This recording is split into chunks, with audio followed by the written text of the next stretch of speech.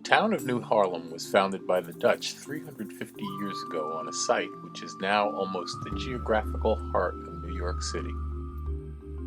The pioneering settler in New Harlem was Dr. Johannes de la Montagne, whose personal history was not unlike that of any other pioneer of the same stock, who joined in the daring, momentous, and often exploitive enterprises by which the Dutch colonies in New York were established.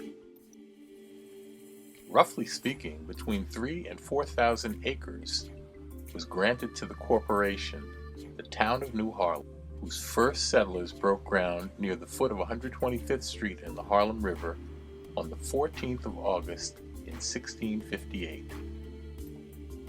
The property of de la Montagne ran from 109th Street to 124th Street and was bounded on the west side by St. Nicholas Avenue.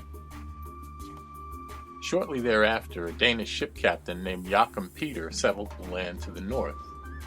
He was soon joined by his friend Jonas Bronk in what was to become the Bronx. The land was well suited to the colonists. There were trees for building, wild grapes, and walnuts, and fish and game of every variety.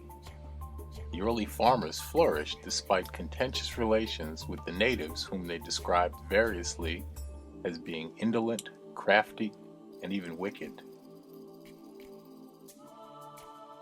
The tradition of farming in Harlem would last until the early part of the 20th century.